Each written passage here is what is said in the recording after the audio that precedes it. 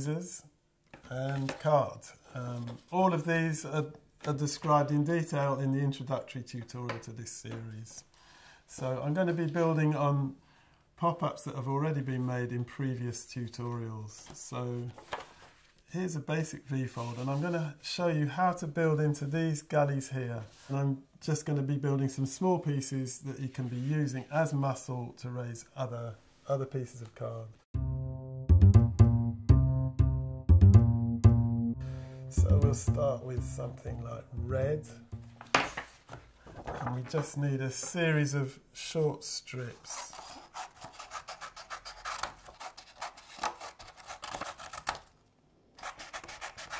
Right, 4 strips. Each strip you start by folding it in half. This is about symmetry. All pop-up is about symmetry. So fold it in half, and then the most simple one, fold it in half again. So fold it back on itself so all the creases are good. You can open it up and fold all the creases backwards and forwards. Just make sure they're really thoroughly moving easily. Then take your pop-up.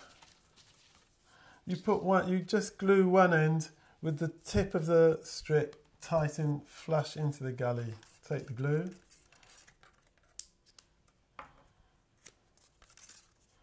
Put glue all over the bottom of it,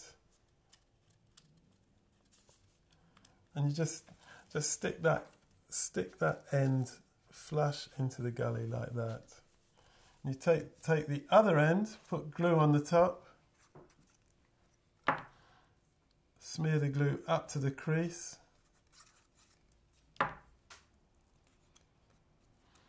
okay, and put that end flush into the gully as well, and that will close up like that. Close it down. So this is a parallel fold. You can build onto that. You can stick pieces on. You can stick them on jutting out, jutting up, across like that. It's just a muscle for lifting other pieces, any size, any shape. Take the next one, again, fold it in half, and this time fold it back on itself. This time, don't fold it in the middle like this one. Just fold the far end, say a third of the way along maybe. So we folded this a third of the way along. Fold it back on itself, and so now when we open it up, we've got 2 long sections in the middle and 2 short sections at the end. So again, make sure the creases are good, and then you put glue on the bottom of one.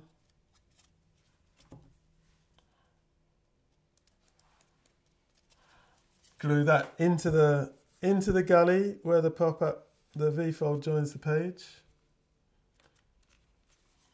Put glue on the top of the other end.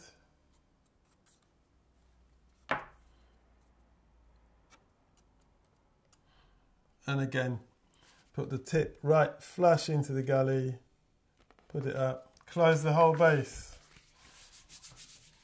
And so now, this one, if you look at it this way, you'll see there's 2 short ends and 2 long ones. You have to put the short ends into the gully. You cannot have long ends stuck in, it won't work. And this again, is giving you different, if you want to raise pieces at different angles, this is the way to do it. So you can stick pieces anywhere on there and it'll all fold down nicely. Third one, both of these are symmetric versions of the parallel fold. So this one, fold it in half. Everything has to be folded in half. So fold it in half, crease it well. And this time, fold the 2 ends differently. So we'll fold one about a third of the way along one way, just by eye, and the other nearer the central crease. So now this is going to glue on like that. So put glue. Again, you can either have it this way with the long bit on the base and the short bit up against the V-fold, or you could turn it around and have it the other way with the short bit on the base and the long bit on the V-fold. So put glue on the bottom, glue it on, and stick it down.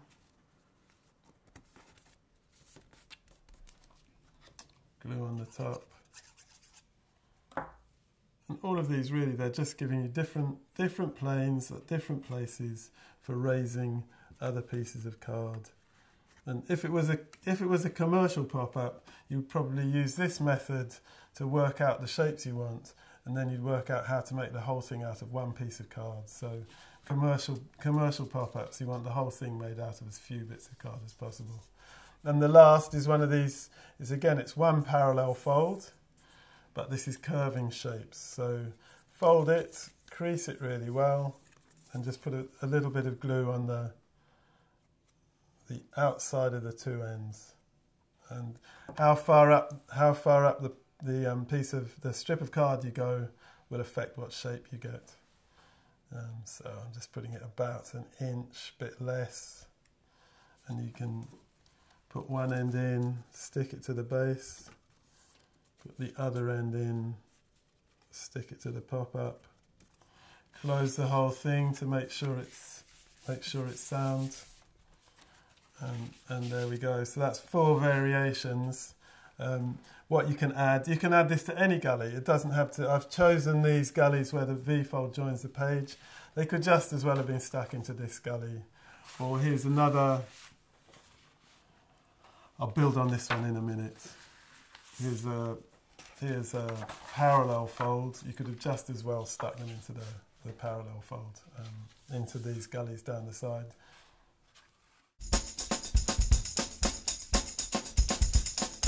So now I'm going to show you a different type of additional piece that you can add on. We'll take a wider piece of card this time. So let's go for about roughly 2 inches wide.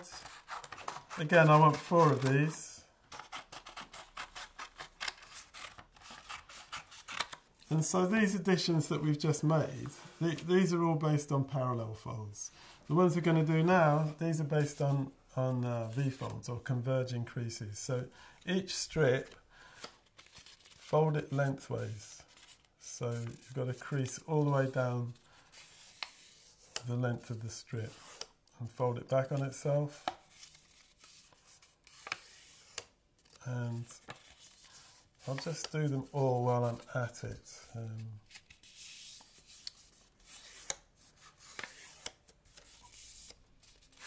So you take the first one. Here it is. Here's the crease. Just fold it into an L shape. Crease it well. Now you open it up and you can actually fold it into a shape like this. So this is a very interesting piece because at one end, on the outside, you've got a valley fold, and on the inside, you've got a mountain fold. The other end, it's the opposite. On the outside is a mountain fold, on the inside is a valley fold. So this will fit onto any mountain fold like this. It will also fit into any valley fold like this. And if we were doing that, we'd probably keep it, we'd trim it down a bit shorter. But you can take it further. So here it is. We've got the L shape. Turn it into an S or a Z. And so we folded it the other way. Bend it back on itself. And now you can fold that back like this. So now again, you can stick it onto a mountain fold like that. You can already see it starting to lend itself to being made into an animal or something like that. Equally well, you can stick any piece into a valley fold like that. If you open it out and look at it, you'll see that all the folds, they look like 2 arrows, both pointing in the same direction. And so there's 2 other configurations of this. You can either have, here it is, you can fold it. This time we've got the crease on the bottom, and we're folding both the ends upwards, and we fold them back on themselves and crease them really well. So we'll just do the opposite version of this. So this is the one with the crease at the bottom. This is the one with the crease at the top. So again, we'll just fold these up, fold both of them up, fold them back on themselves, fold them back on themselves, and now when you open this up, you can see that these creases, they're making arrows, they're both pointing out away from the middle. This one, when you open it up, you'll see the creases are making, both arrows are pointing in towards the middle. So if we do the counterfolding like we did on this first piece, we'll see that this one gives you this shape. So this you can put on a mountain fold and it's curving back on itself.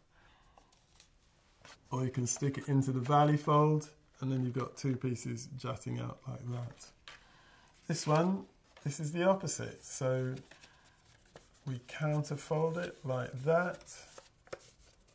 And so whereas this one, you had to stick on the mountain fold like that. This one you can stick onto the mountain fold like this. So I might as well just stick these on just so you can see what the effects are. So just put glue all over that. Stick it onto the mountain fold.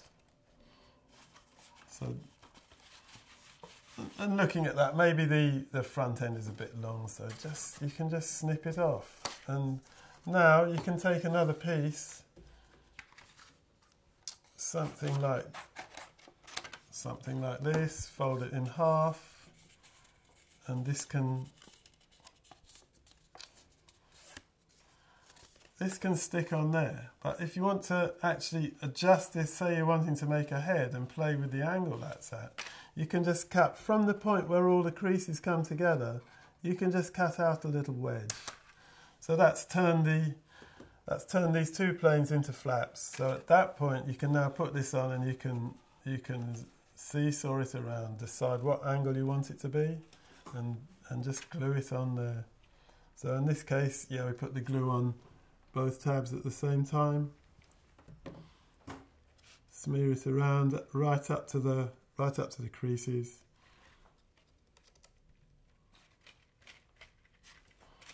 And glue it on. And you can close it down. This is a dummy, obviously a dummy, so it's right outside the base. If you're making a dummy like this and it's too big, you can actually just stick more pieces on the outside, make a bigger base. You can also play around with it in shape, so you might want to, you know, tailor the muzzle of the creature, so you can just start, you know, cutting it, playing around with it. Maybe, you know, doing something like this at the top. You can just play with it. And just to show you what you can do with these, we'll just stick them into those gullies so you can see how they work. So we put the glue on both sides of this. And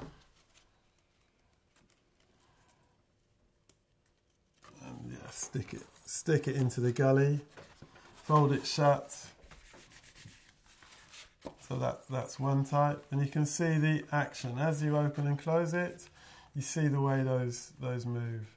In effect, this is adding V-folds into that gully. You could do it in one piece by not having the green gluing tabs coming inside. They could have gone outside, and then that will create a gully out of the green card, and you can make V-folds like, you know, by counterfold cuts and creases.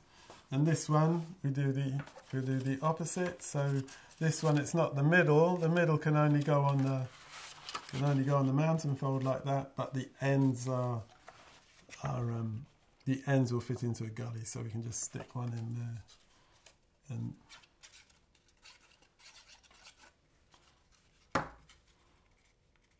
so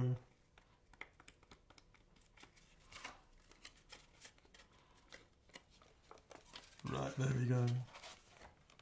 So this one, when you're doing these, the further away you get from the initial crease, the more you lose power to open the pop-up. So, you know, this is the first gully. That's powering everything. then in this case, this is the next one, so you're 1 generation away. Then this is the next one, so then you're 2 generations away. This is the next one. So you can't go on ad infinitum. It'll end up, no, it won't open. But you can go this far, and it'll still work.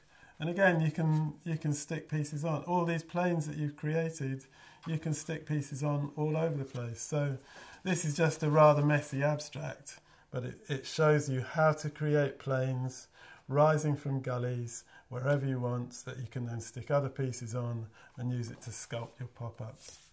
So if you want to pursue this stuff further, it's all in my book, Pop-Up Design and Paper Mechanics. Everything we've done today here, everything we've done in this session is in this book.